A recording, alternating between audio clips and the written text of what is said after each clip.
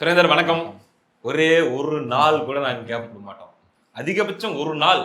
என்னடா ஊர் உலகத்துல என்னை பத்தி பேச்சு குறைஞ்சிருச்சு, ரைட்டு இவங்களெல்லாம் சும்மா விடக்கூடாதா, உடனடியாக ஒரு ட்ரெண்டிங்கை இறக்கு அப்படின்னு சொல்லி இறக்கிடுவோம். அப்படி சமீபத்தில் எங்க ஐயா ஸ்டாலின் அவர்கள் இறக்கி இருக்கிற ட்ரெண்டிங் தான், ட்ரெண்டிங்ல இருக்கிற 2 குட்டி பசங்க.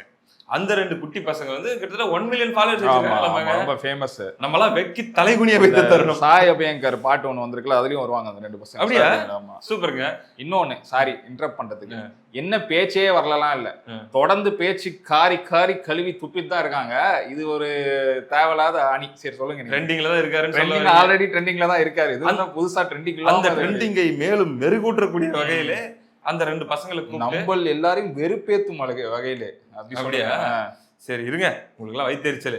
அந்த 2 குட்டி பசங்களை கூப்பிட்டு அந்த பசங்களை கேமரா வைக்க வச்சு அவங்க கூட பின்னாடி நின்று, என்ன நல்லா எவ்வளவு நேரம் மொபைல் யூஸ் பண்ணுவீங்க, இதே பார்த்துட்டு இருப்பீங்களா, படிப்பு தான் முக்கியம், படிப்பு தான் ரொம்ப முக்கியம், நல்லா படிக்கணும் சரியா அப்படின்னு சொல்லி அவருடைய அனுபவங்களை அந்த மாணவர்களிடம், அந்த சிறுவர்களிடம் பகிர்ந்து கொண்டு இன்னைக்கு இன்ஸ்டால பயங்கரமான கலக்கி கொண்டிருக்கிறார் ஐயா ஸ்டாலின் அவர்கள். ஒரு சாரி இந்த விஷயத்த சொல்றீங்க, இந்த சமயத்துல நான் ஒரு கம்பேரிசன் பண்றேன். அது வந்து கம்ப்ளீட்டா ஆப்போசிட்டா இருக்கலாம். அந்த சின்ன பசங்க வயசு தான் வந்து ஒரு பொண்ணுக்கு இருக்கும் சரியா. கிருஷ்ணகிரியிலோ தருமபுரியிலோ ரேப் பண்ணி டிஎம்கே கவுன்சிலர் பொண்ணா பாருங்க, அதே வயசு தான் இருக்கும். சொல்லுங்க. சரி ரைட்டு, நான் ஒரு மாதிரி இதை எடுத்துட்டு போகணும்னு நினைச்சேன். நீங்க இல்ல சொல்றேன் விஷயத்த புரியுது. பட் அந்த கேள்வியை கேட்டுதான் இருக்காங்க மக்கள், கேட்காம இல்லை. இப்போ நீங்கள் வந்து இந்த மாதிரி விளையாட்டுத்தனம் பண்ணிக்கிட்டு ட்ரெண்டிங் பண்ணிக்கிட்டு இதெல்லாம் பண்ணிட்டு இருக்கிற இதே நேரத்தில் ஏதோ வந்து சிறுவர்களுக்கெல்லாம் ரொம்ப பிடித்தவர், தாய்மார்களுக்கு மிகவும் பிடித்தவர், இளம் பெண்கள், அதாவது நான் சொல்றது உங்களுடைய மகள் வயது பெண்களுக்கெல்லாம் நீங்கள் ரொம்ப பாசக்கார அப்பா அப்படின்ற மாதிரிலாம் ஒரு இமேஜ் பில்டிங்ல வந்து வெறித்தனமா நீங்க ஃபோக்கஸ் பண்ணிட்டு இருக்கிற இந்த நேரத்துல, இதுக்காக உங்களுடைய உடல் பொருள் ஆவி எல்லாத்தையும் போட்டு நீங்க கடுமையா உழைச்சிட்டு இருக்கிற நேரத்துல சொல்றாங்க சில பேர், அட் தி ஏஜ் ஆஃப் 72 என்ன ஹார்ட் ஒர்க் போறாரு பாருங்க, ஒரு நாள் கூட சும்மா இருக்க மாட்டேங்கிறாரு, அவருக்கு வருதோ வரலையோ ரேம்ப்ல நடக்கிறாரு, ஏதோ பண்றாரு. 40 வருஷம் முன்னாடி சினிமால பண்ணிருந்தாவது சினிமாலயாவது ஏதாவது இருக்கலாம். அதாவது என்ன சொல்றாங்க அப்படின்னா, அவருக்கு வருதோ வரலையோ எலெக்ஷன் ஒர்க்குன்னு சொல்லி எதையோ ஒன்று பண்ணிட்டே இருக்கிறாரு பாருங்க. காமெடி ஆகுதா, ட்ரோல் ஆகுதா, அதெல்லாம் இல்ல, போறாரு இப்படிங்கிறாரு அப்படிங்கிறாரு, அவர் ஏதோ ஒன்று பண்ணிட்டே இருக்காருங்க அப்படின்லாம் சொல்றாங்க. ஆனா இதுல போடுற இந்த எஃபர்ட் எங்க பணங்க லட்ச கோடி கல்லா கட்டிட்டு இருக்கு, வராதா எனர்ஜி தன்னால வந்துதானே ஆகணும். இப்பெல்லாம் பாத்தீங்களா வேர்ட்ஸ்ல மிஸ்டேக்கே இல்ல, ஏன்னா எலெக்ஷன் வரப்போகுது. நல்லா பேச சம்மந்தமே எல்லாம் பேசுறதெல்லாம் இருக்காது, எப்போ எல்லாம் கரெக்டா பேசுவாரு. இம்ப்ரூவைஸ் ஆயிருக்கு. ஏன்னா 2 மாசம் எலெக்ஷன்ல ஒரு மிஸ்டேக் எல்லாம் பேசுவாப்ல, அவ்வளவு ப்ரிப்பரேஷன். ஆமா எஃபர்ட்னா அதான். அப்போ ஐயா ஸ்டாலின் கிட்ட உண்மையிலேயே கடுமையான உழைப்பு இருக்கிறதா என்றால் இருக்கிறது.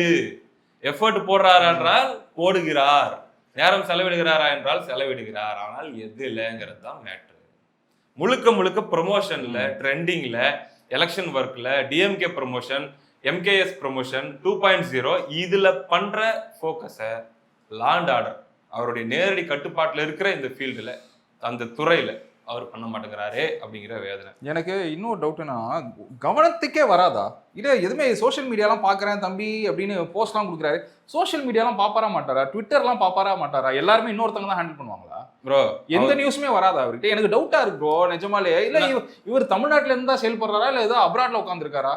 நான் எப்படி அசியூம் பண்றேன்னா, அவர்கிட்ட மொபைல் ஃபோன் இருக்கும் கண்டிப்பா, நல்லா சூப்பரா ஒரு iPhone 17 Pro Max கூட வச்சிருப்பாரு, நமக்கு தெரியாது. என்ன மேட்டர்னா, அதுல வந்து இப்போ அவருடைய க்ளோசஸ்ட் கான்டாக்ட்ஸ் இருக்கலாம். இப்போ ஒரு பெரிய பெரிய முதலமைச்சர்களுடைய நம்பர்ஸ், சும்மா ஒரு இமேஜினரியா சொல்றேன், அவங்க ஸ்டோரி எல்லாம் பார்த்துட்டு இருப்பாரா உட்காந்து, புரியல, ஃபேமிலி நம்பர்ஸ், அதுக்கப்புறம் அதிகாரிகளுடைய நம்பர்ஸ் தான் இருக்கும். அப்படின் போது அஃபீஷியலா அவங்க சொல்லணும்னு நினைக்கிற செய்தியோ, அவங்களுக்கு இவர் சொல்லணும்னு நினைக்கிற செய்தியோ இவர் பேசிப்பாரு. மற்றபடி நியூஸை இவர் எப்படி கன்சியூம் பண்ணுவார் நான் புரிஞ்சுக்கிறேன்னா, இவருக்கு இவங்களே ஒன்னு எடிட் பண்ணி மிக்சிங் பண்ணி எல்லாம் பண்ணி மியூசிக் எல்லாம் போட்டு ரெடி பண்ணிட்டு ஃபார்வர்ட் பண்ணி மக்கள் உங்களை பத்தி எப்படி செலிப்ரேட் பண்றாங்க பாருங்க. Lion MKS, vibe with MKS, இளைஞருடன் இருக்கிறார், போர் காட்டுகிறார், அந்த மாதிரி இப்ப இவங்களே அமுச்சு விட்டு, தலைவரே பொற்கால ஆட்சி கொடுத்துட்டு இருக்கிறோம், வெல்வோம் 200 படைப்போம் வரலாறு. அதனால இந்த வீடியோ பாத்தீங்களா, இது பாருங்க, ஏதோ சோசியல் மீடியால பயங்கர வாங்குவோம் 200 படைப்போம், சோசியல் மீடியால பயங்கரமா ட்ரெண்டிங் ஆயிட்டு இருக்குது தலைவரே, இது பாருங்க. ட்ரெண்டிங்கே ஆயிருக்காது, அது எடிட் பண்ணவனே இவ்வளவு தான் இருப்பான், அமுச்சு விடுறது. ஓ பாடுறா அப்படின்ட்டு அடுத்த வாட்டி இதையே பண்றேன் இரு அப்படின்னு சொல்லிட்டு அவரு உற்சாகமா வந்துடுறாரு. எனக்கு தெரிஞ்சு இந்த மாதிரி தான் அவருடைய அந்த செய்தியை வந்து கொள்முதல் பண்ணக்கூடிய நுகரக்கூடிய அந்த விஷயங்கள் இருக்குது அப்படின்னு நான் பாக்குறேன். இப்ப இந்த 2 சின்ன பசங்களோட சேர்ந்து ஒரு வைப் பண்ணிருக்காரு, வைப் வித் எம்கேஎஸ் மாதிரி ஒண்ணு பண்ணிருக்காரு. வேற என்னென்னலாம் அடுத்து வரக்கூடிய நாட்கள் எதிர்பார்க்கலாம் நீங்க நினைக்கிறீங்க? நான் ஒண்ணு சொல்லிட்டேன், செம்மையா இருக்கும். அந்த பேய் வீடு இருக்குல்ல, அதிகமா எகிரி கொச்சு பிரான்ஸ் இந்த அசோக் நகர் பேய் வீடா, அங்க ஒரு வீடியோ போடுவாருன்னு நினைக்கிறேன். பிரான்ஸ் பேயெல்லாம் கண்டு நீங்க பயப்படக்கூடாது அப்படின்னு சொல்லுவாருன்னு நினைக்கிறேன். அதே மாதிரி இந்த மாதிரி பில்டிங்ல எகிரி குடிக்காதீங்க. ஏங்க நீங்க வேற.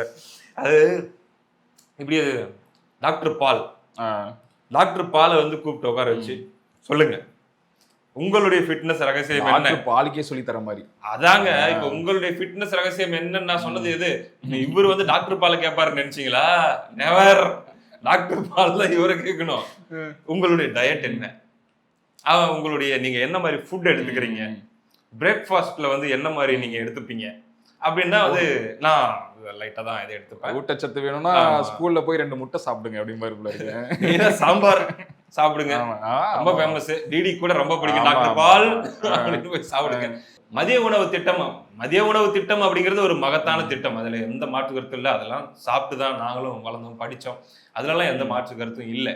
ஆனா அதுல இருக்கிற குறைகளை தான் நம்ம சுட்டி காட்டுறோம். அந்த பள்ளிக்கூடத்துல போற சத்துணவையே நம்ம கிண்டல் பண்றோம் அப்படின்னு சொல்லி யாரும் நினைச்சுக்க வேணாம். ஏன்னா நம்மளும் அதை சாப்பிட்டு தான் வந்தோம் அப்படிங்கிறது இந்த இடத்துல தெரிவிச்சுக்கிறேன்.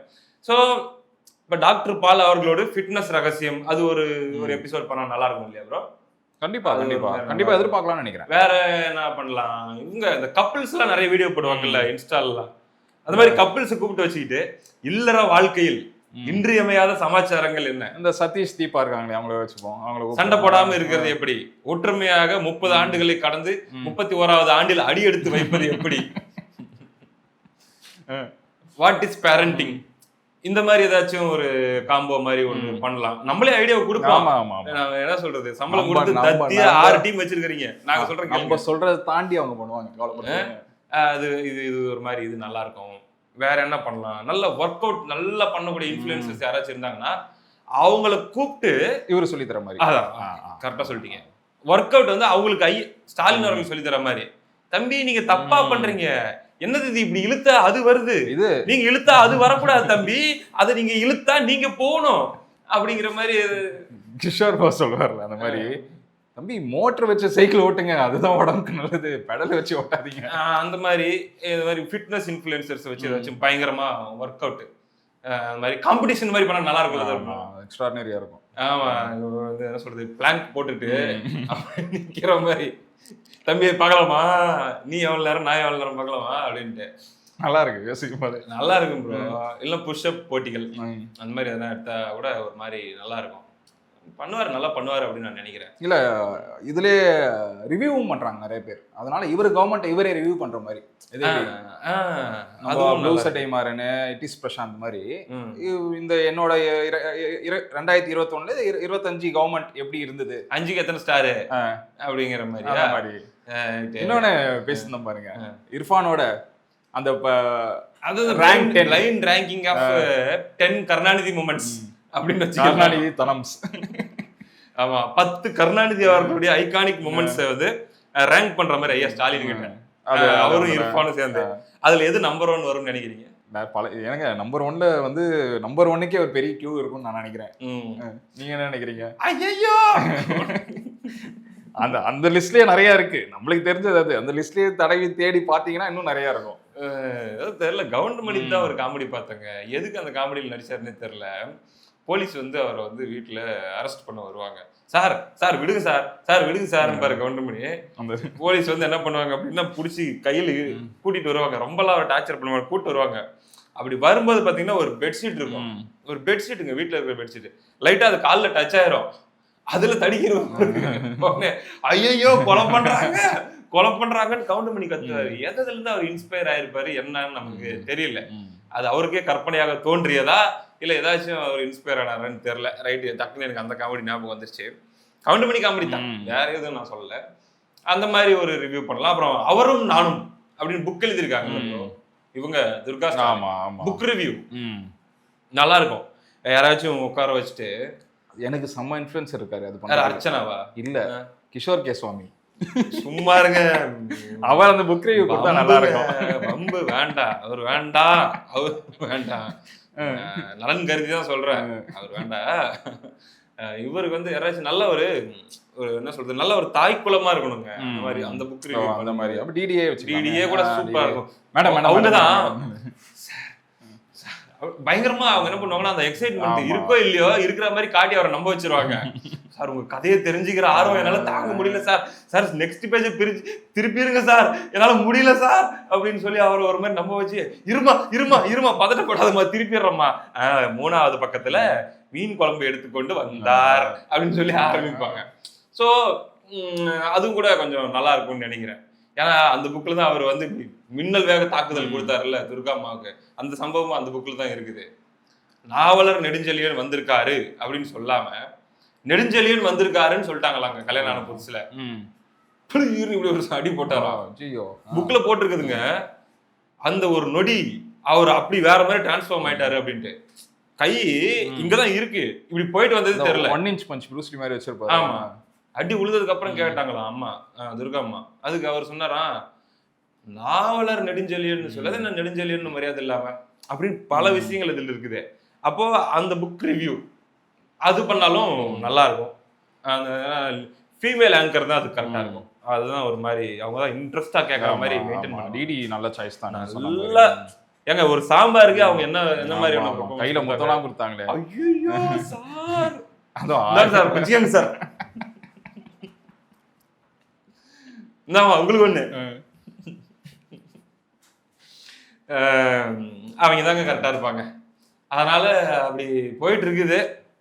ஒரு பக்கம் கேள்விப்படுற செய்திகள்லாம் கண்ணா பின்னான்ட்டு. அதாவதுங்க நல்ல இந்த தொப்பூர் கணவாயில ஏற்கனவே இந்த உதாரணத்தை ஏதோ ஒரு வீடியோல சொல்லியிருப்பேன்னு நினைக்கிறேன். தொப்பூர் கணவாயின்னு ஒரு கணவாய் இருக்கு, தருமபுரில இருந்து சேலத்துக்கு நிறைய ஆக்ஷன்ஸ் நடக்கும். அங்க வந்து பாத்தீங்கன்னா வண்டி நல்ல ஒரு 50 டன் இருக்கிற மாதிரி ஒரு வண்டி, ஒரு லாரியோ டாரஸோ சர சர சர சர சர சரன்னு வந்து பிரேக்கே பிடிக்காம அப்படியே வண்டி நியூட்ரல் பண்ணி பிரேக்ல இருந்து காலை எடுத்துட்டா அந்த தொப்பூர் கணவாயில அந்த வண்டி எப்படி போகுமோ அப்படி போயிட்டு இருக்குது இந்த கவர்மெண்ட். அது பாட்டுக்கு போயிட்டு இருக்குது, தறி கட்டு போயிட்டு இருக்குது. இன்னொரு 40 நாளைக்குள்ள முட்டி நின்றும் எங்கேயாச்சும் போய் அப்படின்னு சொல்லி இல்ல விபத்துக்குள்ளாகி தலைகீழ கவுந்து மலை கீழே விழுமாங்கிறது பார்ப்போம். நாகரிகமா ஒரு சம்பவத்தை ஒரு செய்தியை கடத்த விட மாட்டேங்கிறீங்க, ரொம்ப பேசிடுறீங்களே எல்லாத்தையும். அதை முட்ட கூடாதுங்க, முட்டி வெடினுங்க. ரைட்டு. அப்படி கூடிய சீக்கிரம் அந்த பிரேக் பிடிக்காம போயிட்டு இருக்கிற அந்த லாரி ஏதோ ஒரு இடத்துல போயிட்டு ஏதோ ஒரு சக்தியால தடுத்து நிறுத்தப்பட்டு அது அப்படி போற டைம்ல பாத்தீங்களா இப்படிதான் ஓட்டணும் அந்த வண்டியை அப்படின்னு ஒரு வீடியோ வந்தாலும் அதுக்கும் வாய்ப்பு இருக்கு. அந்த பஸ்ல கூட நிறைய பேரும் வருவாங்க. ஆனா தோத்தாலும் கவலை இல்லைங்க ஐயாவுக்குலாம், இதுல நல்ல ருசி கண்டுட்டாரு. ஆமா, அவர் இன்ஃப்ளூயன்சர் ஆயிடுவாரு. எனக்கு இவருக்கு இன்ட்ரெஸ்ட் அதிகமாயிருச்சுங்க, நானும் பாத்துட்டேன். யூடியூப்ல உட்கார சொன்னாலும் இப்படி உட்காந்துடுறாரு, சைடு வாங்கி சூப்பரா உட்கார்றாருங்க. நான் எனக்கு பயம் வந்துருச்சு, டேய் என்னடா அது கட்டிங்ஸ் எல்லாம் ரொம்ப ஸ்ட்ராங்கா இருக்குது, செம டஃப் கொடுப்பா பழகுது அப்படின்னு சொல்லி ஒரு படத்துல சொல்லுவாங்கல்ல, ஐ படத்துல. அந்த மாதிரி என்னடா நம்ம யூடியூப் கரியருக்கு பங்கம் வந்துருமோ, டைட்டான காம்படிஷன்லாம் வருது அப்படின்னு நமக்கே ஒரு பக்கம் பயம் வந்துருச்சு. அந்த மாதிரி செம்ம ஏரியா ஆஃப் இன்ட்ரெஸ்ட்னு நினைக்கிறேன் ஐயா ஸ்டாலினுக்கு. யூடியூப், இன்ஸ்டாகிராம் இதுல வந்து மாஸ்க் பண்றது, ஷார்ட்ஸ் போடுறது, இந்த வீடியோலாம் போட்டு இந்த மியூசிக்லாம் போட்டு மாஸ் பிஜிஎம் போட்டு நடந்து வர்றது, இதெல்லாம் தலைவர் பாட்டு ஏதாவது ரஜினி பாட்டு போட்டு. ஆமா ஆமா, பசங்க எல்லாம் பண்ணுவாங்கல்ல, சின்ன சின்ன பசங்க 2K கிட்ஸ் அப்படியே மியூசிக் போட்டு இப்படி நடந்து வருவாங்க தெரியுமா, ஸ்லோ மோஷன்ல. அதெல்லாம் அவருக்கு நல்லா சன் பிக்சர்ஸ் காப்பிரைட் சர்ச் விட்டுரும். அவருக்கு வராது, அவர் யூஸ் பண்றாருங்க. இப்ப இன்னைக்கு கூட யூஸ் பண்ணியிருந்தாரு. அவருக்கு மட்டும்தான் இப்ப ரஜினி பாட்டுலாம் என்னன்னா தோனிக்கு யூஸ் பண்ண கண்டுபிடிச்சிட்டேன் ப்ரோ, ஏன் இவங்க தோனிக்கு யூஸ் பண்ண கூடாதுன்னு சொல்லி இவங்க ஏன் கேஸ் போட்டாங்கன்னு கண்டுபிடிச்சிட்டாங்க. சூட்சுமத்தை இப்பதாங்க கண்டுபிடிச்சேன், ஆன் த ஸ்பாட் இப்பதான் டீகோட் பண்ணிருக்கீங்க. ஒரு உரையில் ஒரு கத்தி தான் இருக்க முடியும்.